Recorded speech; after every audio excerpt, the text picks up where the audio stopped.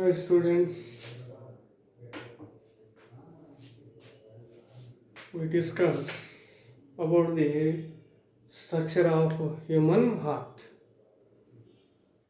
I already completed external structure of human heart in previous class. Today we discuss about the internal structure of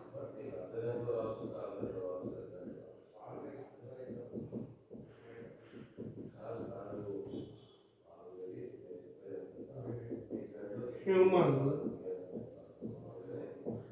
heart. Internal structure of human heart. The human beings possess completely divided four chambered heart, in which upper two chambers are called atria, the lower two chambers are called ventricles. This is right atrium.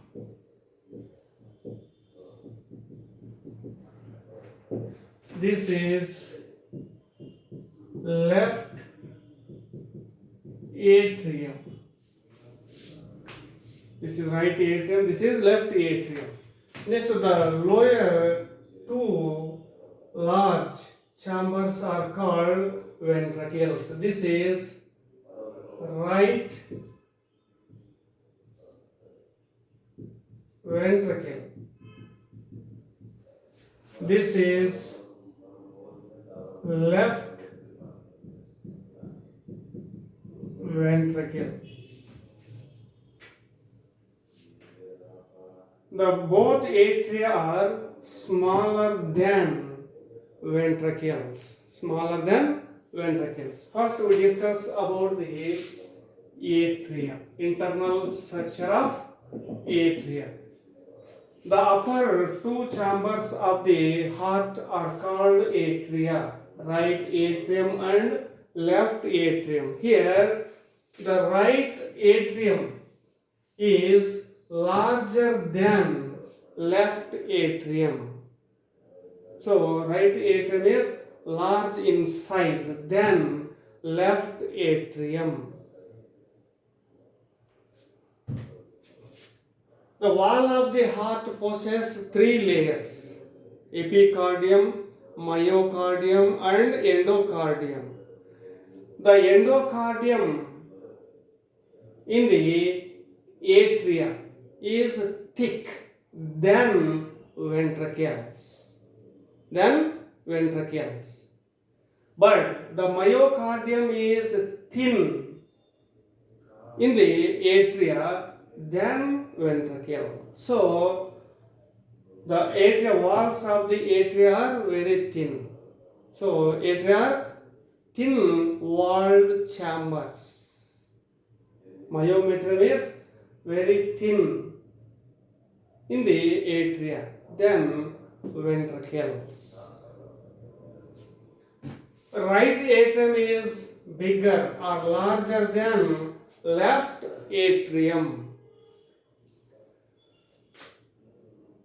The right and left atrium internally separated by a septum or wall.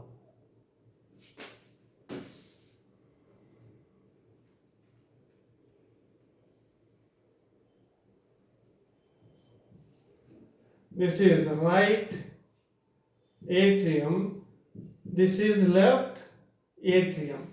The right and left atrium internally separated by a septum called interatrial septum. So this is interatrial septum. Interatrial septum. The interatrial septum is located between right atrium and left atrium. During embryonic stages, During embryonic stages, the interatrial septum between right and left atria, a small opening is present. So a small opening is present in the interatrial septum during embryonic stages. This opening is called foramen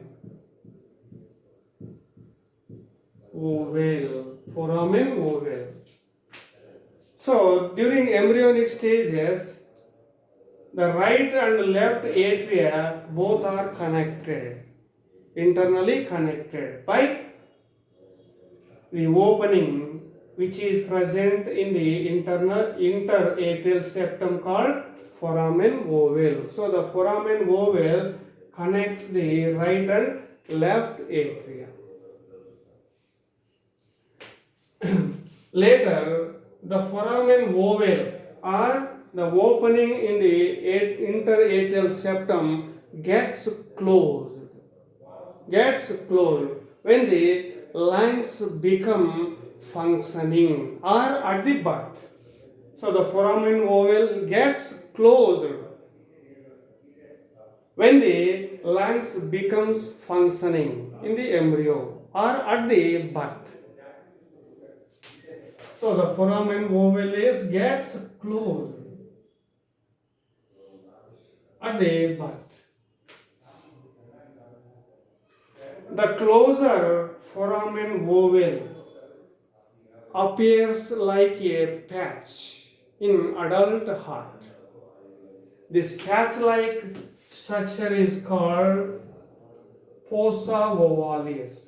Fossa ovalis. So, the foramen ovale gets closed at the birth. The closer foramen ovale appears like a patch. Now this is called fossa ovalis. In some babies, the foramen ovale does not close properly. The foramen ovale does not properly close. Now, the improper closure foramen ovale is called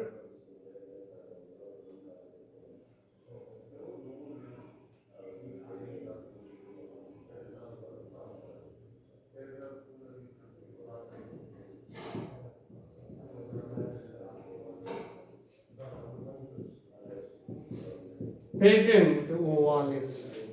So the improper closure of foramen ovale is called patent ovalis or ovale, patent ovale.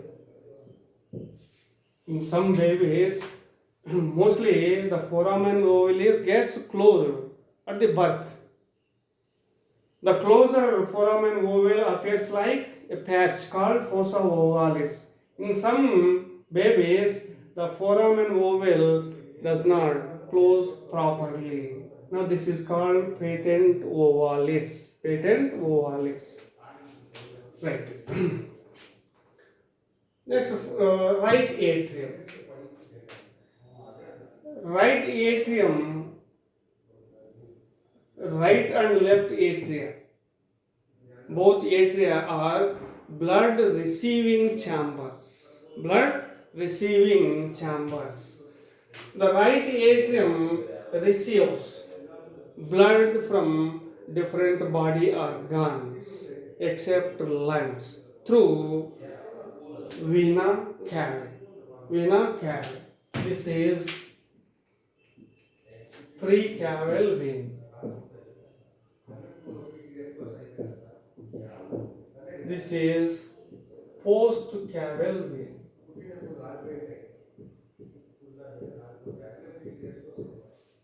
So the right atrium receives or collects the blood from different body organs except lungs through precaval vein and postcaval vein.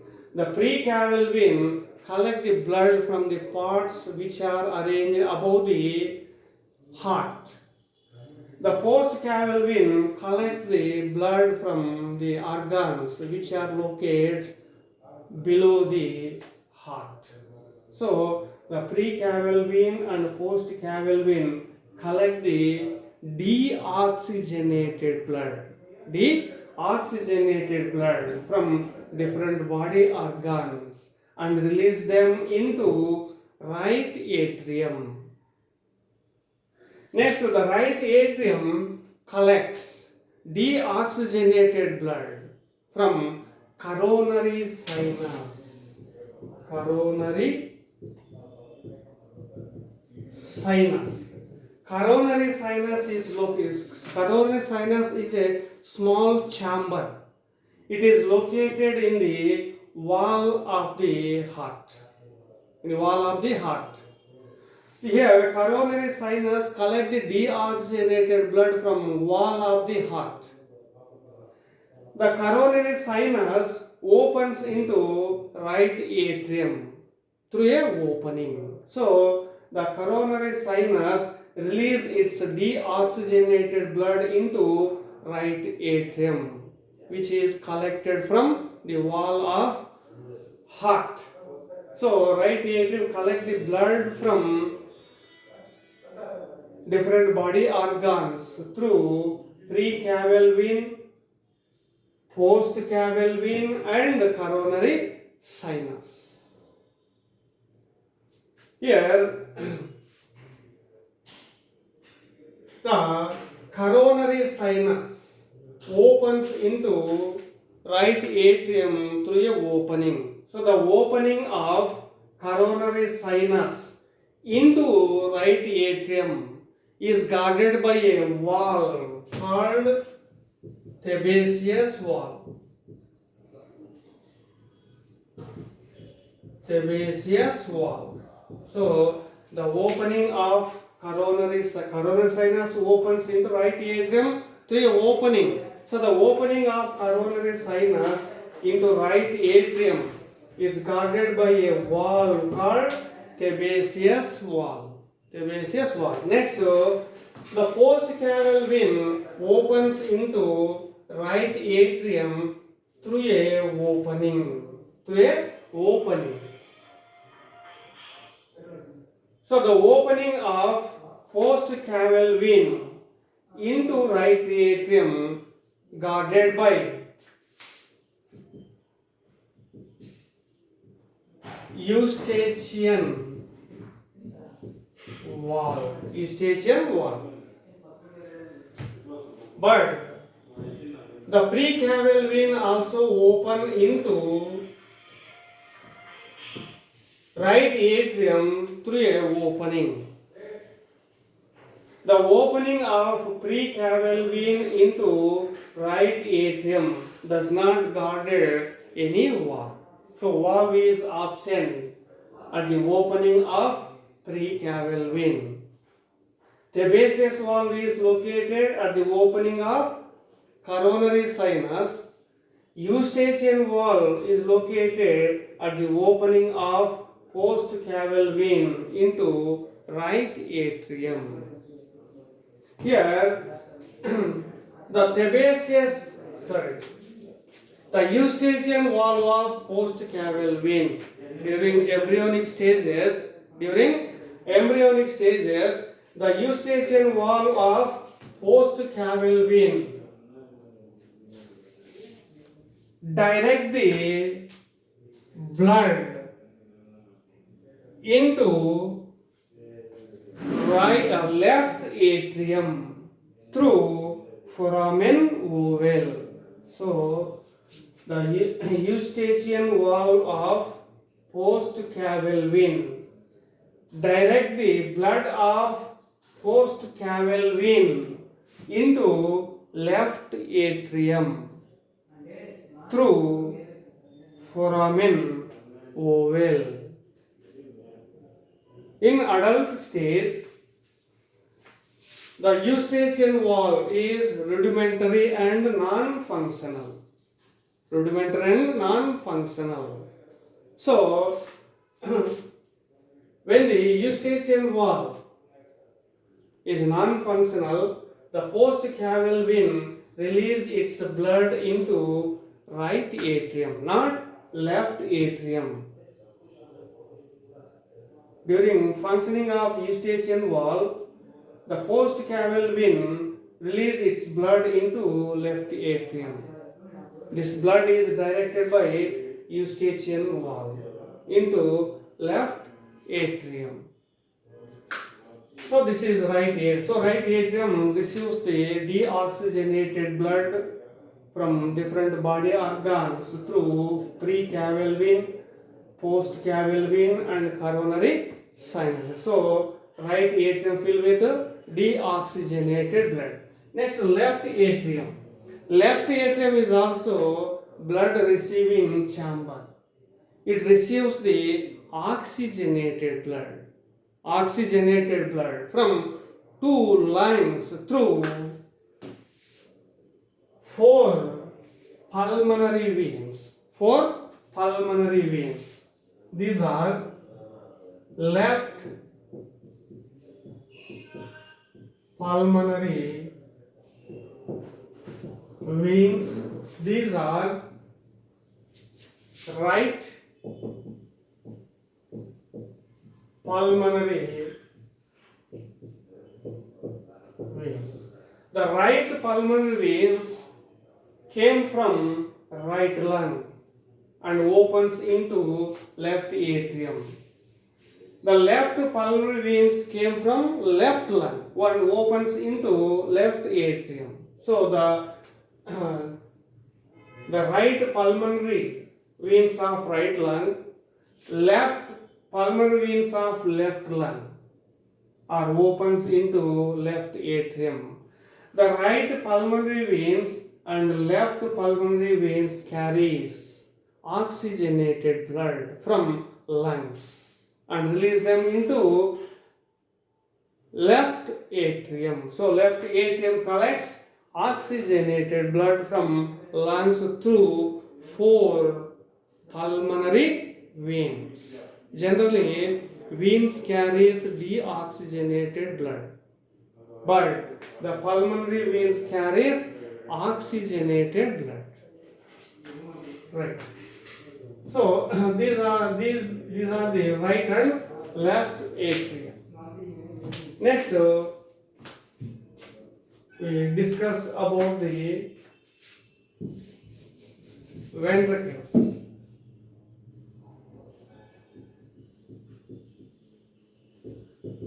The lower two large chambers of the heart are called ventricles. Here, ventricles are blood pumping organs. Here,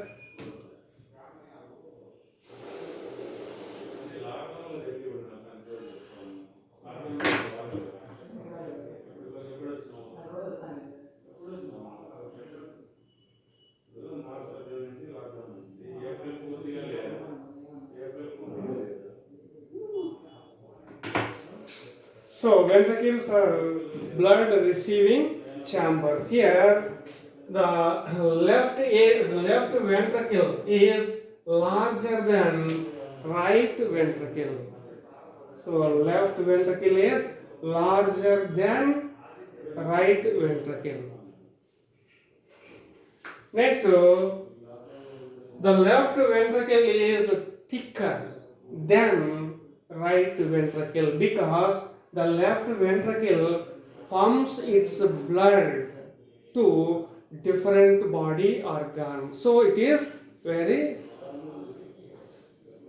thicker. So the myocardium of the left ventricle is very thick than right ventricle because it pumps its blood to different body organs. Next.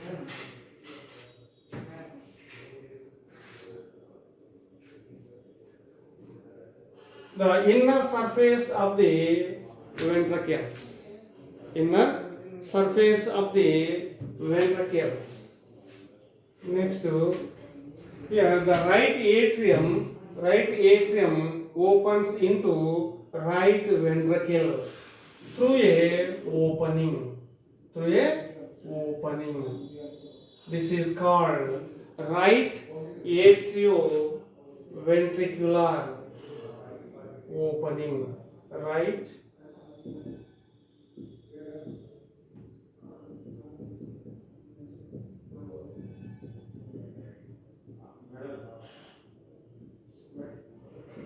right atrioventricular opening is present between right atrium and right ventricle. So the right atrium connects with the right ventricle through right atrioventricular opening. Next, the left atrium opens into left ventricle through a opening called left atrioventricular opening. Left atrioventricular opening. So left atrioventricular opening is located between left atrium and left ventricle.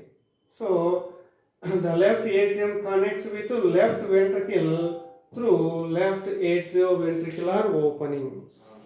Here the right and left atria, the two atria internally separates from two ventricles through atrioventricular septum, interatrioventricular septum. So this is interatrioventricular septum. So the interatrioventricular septum separates the atria and ventricles. The right atrioventricular opening and left atrioventricular openings are present in the interatrioventricular septum. The right atrioventricular opening is present between right atrium and right ventricle. The left atrioventricular opening is present between left atrium and the left ventricle. These two openings are situated in the interatrioventricular septum.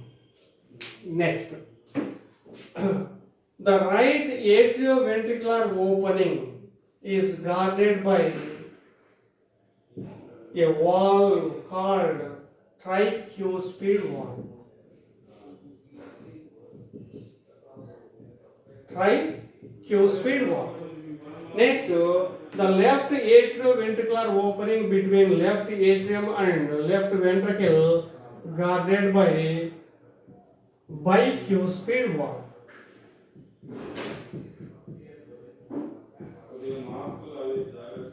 Bicuspid wall or mitral wall. So the left atrioventricular opening between left atrium and left ventricle is guarded by a wall called bicuspid wall or mitral wall. The tricuspid wall and bicuspid wall allows the blood from atria into ventricles. These two walls does not allows the backflow of blood from ventricles into atria. So the tricuspid and bicuspid walls prevent the backflow of blood from ventricles into atria. These two walls allows the blood from atria into ventricles. Next, the inner surface of the ventricles projecting a muscular ridges.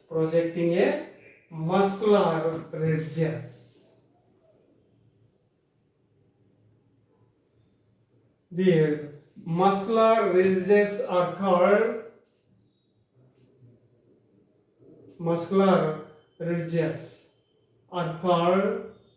columnae. cornea.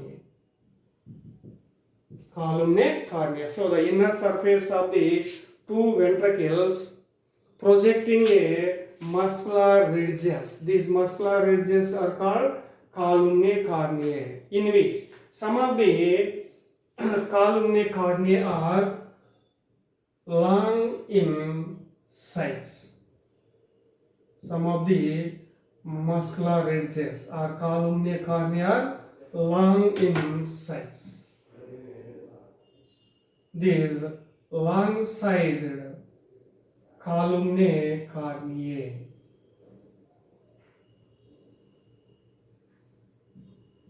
are called papillary muscles. Papillary muscles. So the long-sized or big-sized columnae corneae are called papillary muscles. Next, some fiber-like filaments are attached with tricuspid, bicuspid walls and papillary muscles. These are called chordae tendineae.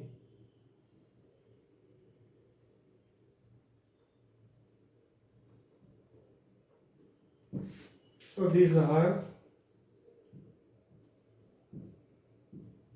chordae tendineae.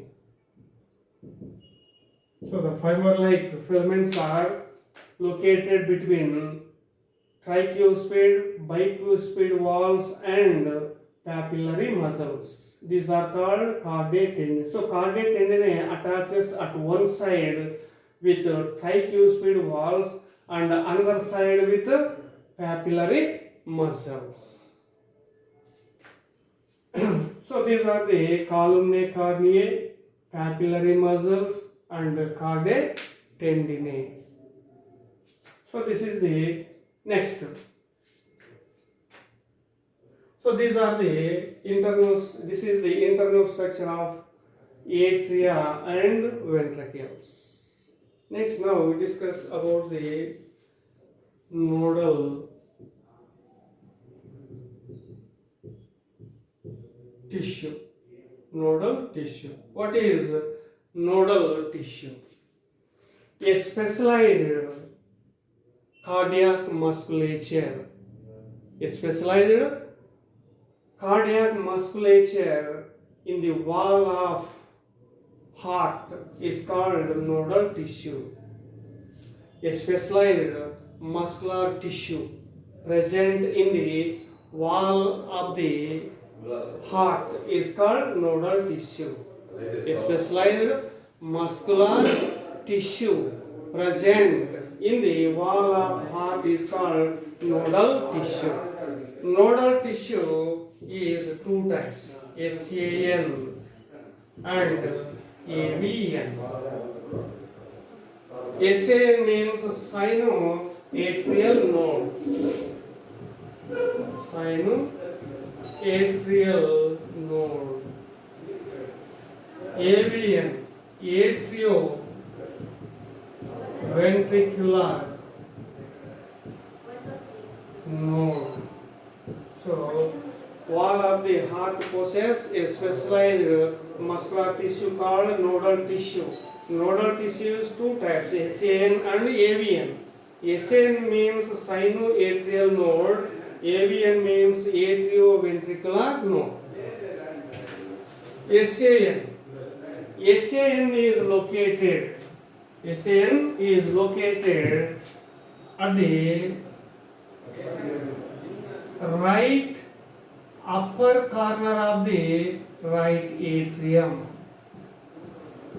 So SAN is located or situated at right upper corner of the right atrium. This is SAN. Next, AVN is located in the lower left corner of the right atrium. This is AVN. So AVN is located at the lower left corner of the right atrium. So SAN and AVN both are located in the right atrium. Here SAM generate action potential for heart contractions. Heart contractions. So SAM generate action potential for heart contractions. Next.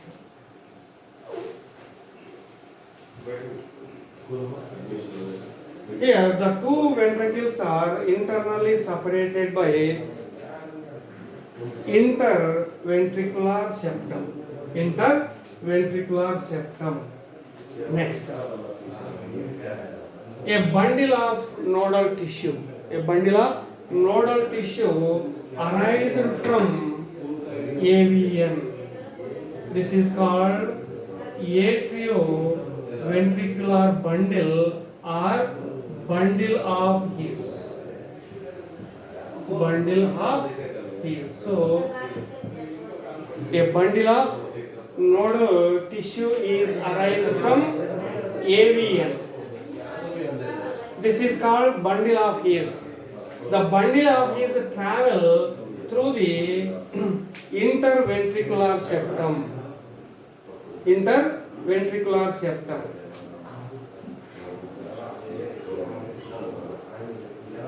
Now the bundle of His divides into two branches. Divides into right and left branches. The right and left branches of bundle of His divides into minutes branches. Minutes branches. These are called Purkinje fibers. Purkinje fibers. The Purkinje fibers are extends in the wall of ventricles. Wall of the ventricles. So a bundle of nodal tissue is arising from AVN called bundle of His. The bundle of His travel through the interventricular septum and divides into right and left two branches. Each branch divides into minutes branches called Purkinje fibers. The Purkinje fibers extends into wall of the ventricles. Here, SAN generate action potential. This action potential spread to both atria, which shows contractions. The action potential reach to ventricles through AVN bundle of His Purkinje fibers. Here, the AVN, the SAN generate action potential for heart contractions. So, SAN called pacemaker. It begins the heartbeat. It begins the heartbeat. So, SAN is called pacemaker. The AVN receives the action potential from SAN and send them to wall of the heart through bundle of His and Purkinje fibers. So the AVN act as relay point. It relay the action potential from SAN to wall of ventricles. So SAN is generate action potential. So it is pacemaker. So these are the two types of nodal tissue. Next to aortic arches.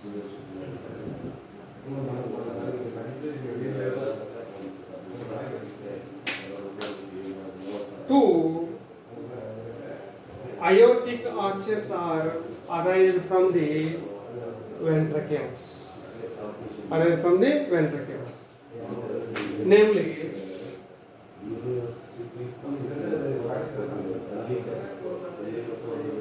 pulmonary arch and systemic arch or aorta. Systemic arch or aorta. Pulmonary arch. This is pulmonary arch. Here, pulmonary arch is arise from right ventricle. Pulmonary arch is arise from right ventricle.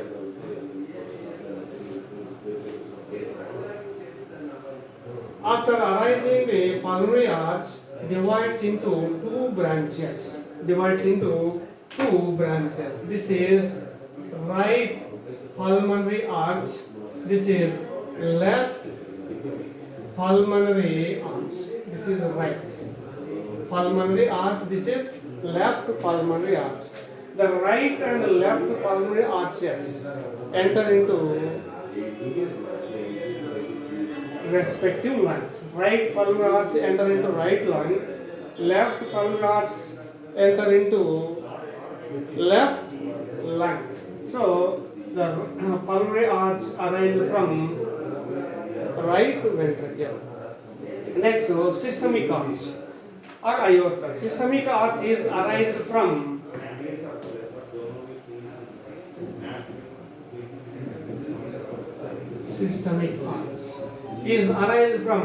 left ventricle. So pulmonary arch arises from right ventricle.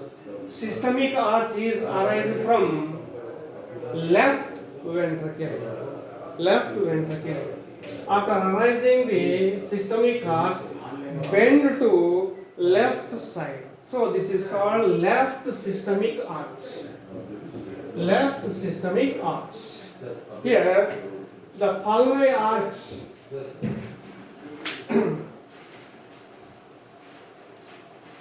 the right atrium filled with deoxygenated blood. Now the right atrium release its deoxygenated blood into right ventricle through right atrioventricular opening.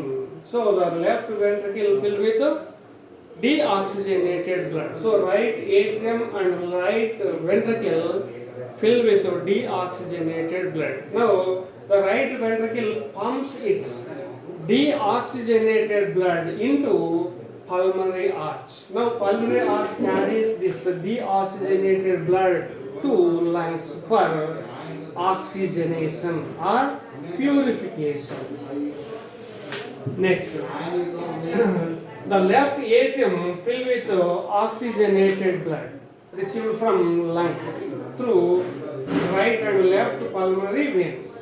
Next, the left atrium release its